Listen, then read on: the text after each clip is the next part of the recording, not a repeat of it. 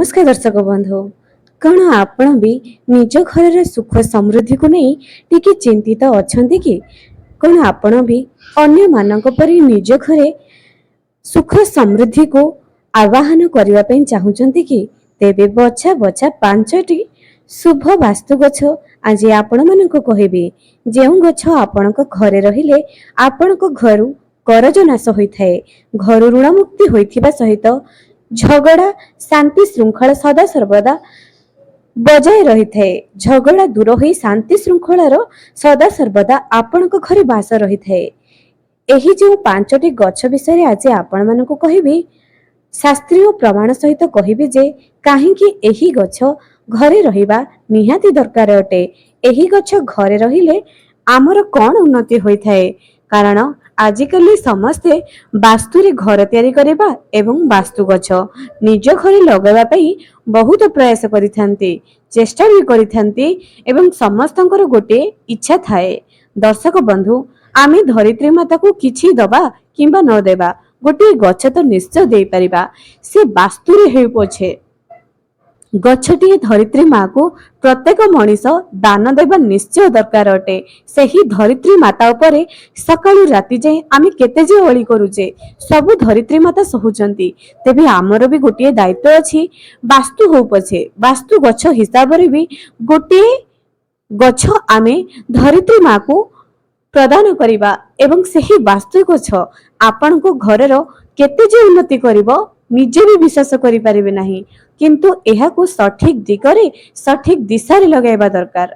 एमिति सेमिति अनाबना जेउठारे भी लगाइ देले हेबो नाही आज्ञा, आपनको सठिक दिगरे लगाइबा पे पड़िबो। शास्त्रीय प्रमाण सहित आज आपण मानको पांचटी शुभ गछ विषय कहिबे, सेही गछ आपण निज घरे लगाइबा पे निश्चय प्रयास करंतु एवं जदि लगाइचंती एहार चमत्कारी फायदा आपण माने पाउचंती कि नाही निश्चय कहिबे। एवं जदि आपण माने भी एही पांचटी शुभ गछ को निज घरे लगाइबा पई चाहुचंती कमेंट सेक्शन रे जय मां लक्ष्मी लेखंतु एवं तुरंत जाई बाजार रु नै करी आसंतु एही पांचटी शुभ गछ सुंदर भाबरे आपण निज घरे लगाइ दियंतु। वर्तमान श्रावणर मास चालुछि एवं जेहेतु श्रावणर बारिधार रे वर्षा द्वारा गछ लगाइले गछ जल्दी होई थाए, तेनु एही सुजोग को जमा भी हाथ छडा करंतु नाही। चलंतु आपण मानको कहबी केउ गछ आपण निज घरे लगाइबे।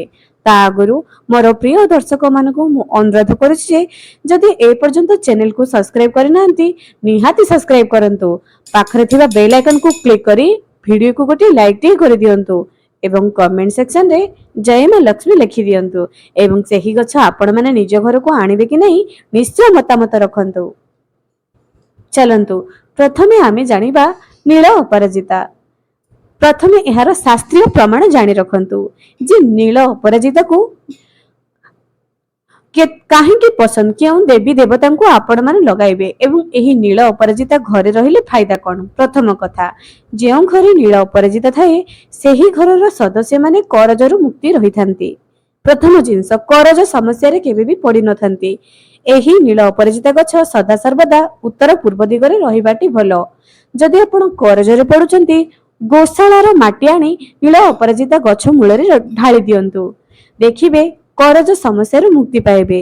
एही नील अपराजिता गछ पाखरे जदि नारायण नारायण 5 थर कहिबे प्रत्येक दिन करजर मुक्ति पाइबे। एही गछ निज घरे निश्चय लगांतु। एबे एही नील अपराजिता स्वर्गीयर फूल बोली कुहा जाए। नील अपराजिता को देवदेव महादेव मां दुर्गा को चढ़ा जाए, बहुत प्रिय अटे एही नील अपराजिता। ता सहित भगवान विष्णु को मध्य आपण माने लागि कराई परिबे। एही नील अपराजिता बहुत प्रिय अटे। जदि नील अपराजितार 108टी माला आपण मां दुर्गा को किंबा देवदेव महादेव को चढ़ाई करंती आपणकर मनस्कामना निश्चय पूर्ण हबो।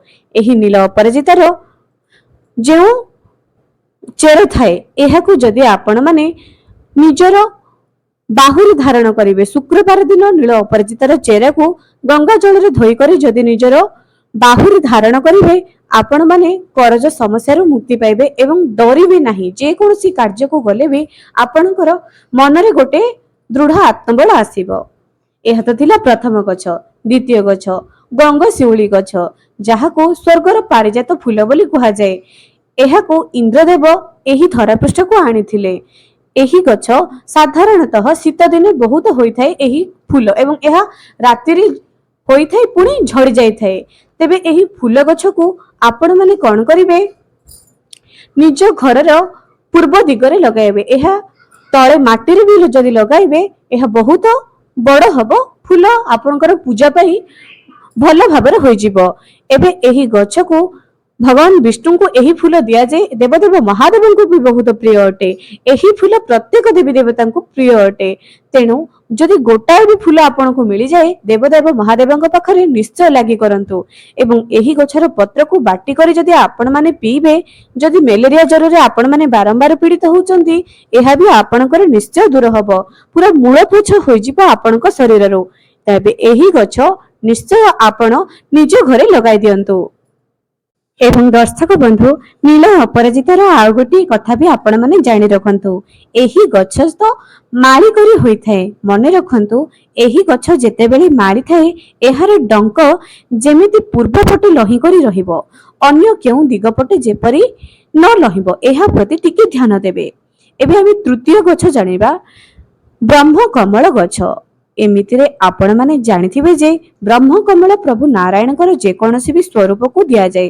ତା ସହିତ ଦେବୀ ଦୁର୍ଗାଙ୍କୁ ଭଗବାନ ମହାଦେବଙ୍କର ବି ଅତ୍ୟନ୍ତ ପ୍ରିୟ ଅଟେ।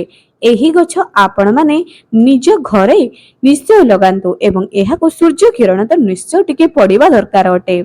ଏହି ଗଛ ବା ଯେକୌଣସି ବି ବାସ୍ତୁ ଗଛ ହଉନା କାହିଁକି, କୌଣସି ଆପଣଙ୍କ ଘରର ଆଖପାଖରେ ବାଥରୁମର ଟାଙ୍କି କିମ୍ବା ନାଳ ନର୍ଦ୍ଦମା ଅସନା ଜାଗାରେ ଲଗାନ୍ତୁ ନାହିଁ। ଯେଉଁଠାରେ ବି ଗଛ ଲଗାନ୍ତୁ ନା କାହିଁକି ସେହି ଜାଗା ନିଶ୍ଚୟ ସଫାସୁତୁରା ରଖିଥାନ୍ତୁ, ଯାହା ଆପଣ ଜୀବଜନ୍ତୁ କବଳରୁ ବି ମୁକ୍ତି ପାଇବେ ଏବଂ ଆପଣଙ୍କୁ ବି ପରିଷ୍କାର ଲାଗିଲେ ନିଜକୁ ବି ଭଲ ଲାଗିବ। ଏବେ ଦର୍ଶକ ବନ୍ଧୁ, ଚତୁର୍ଥ ଗଛଟି ଏଇଆ ଅଟେ ଯେ ଗେଣ୍ଡୁ ଫୁଲ, ଯାହାକୁ ଇଂଲିଶରେ ଆମେ କହିବା ମେରିଗୋଲ୍ଡ ଗଛ। ଆଜ୍ଞା, ଆପଣ ମାନେ କଣ ଦେଖିଛନ୍ତି?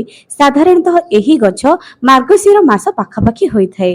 ଏହାର ହାଇବ୍ରିଡ ଗଛ ବି ଆପଣ ମାନେ ପାଇଯିବେ। ଏହି ଗଛ ଗୋଟିଏ ବାସ୍ତୁ ଗଛ ବି ଅଟେ। ଏହି ଗଛ ମା ଲକ୍ଷ୍ମୀଙ୍କର ବହୁତ ପ୍ରିୟ ଅଟେ। ଆପଣ ମାନେ ଓଡ଼ିଆ ନିଶ୍ଚୟ ଜାଣିଥିବେ ଯେ ମାର୍ଗଶିର ମାସରେ ଏହି ଗଛ କିପରି ମାଙ୍କୁ ଦିଆଯାଏ। ମାଙ୍କର ବହୁତ ପ୍ରିୟ ଅଟେ ଏହି ଗଛ।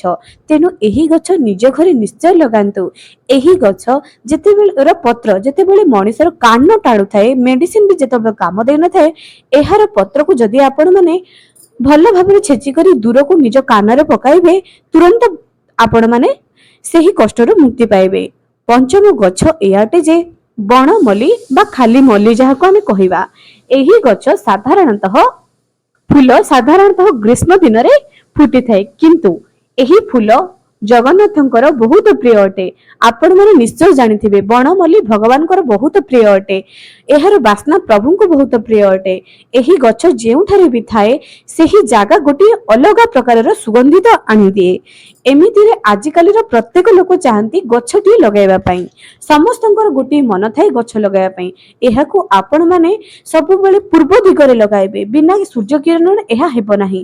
କେବେ ବି ଅସନା ଜାଗାରେ ଏହି ସବୁ ଗଛକୁ ଲଗାଇବେ ନାହିଁ। ତାପରେ ଆଉ ଗୋଟିଏ ଚମତ୍କାରୀ ଗଛ ହଉଛି ସଦାବିହାର ଗଛ।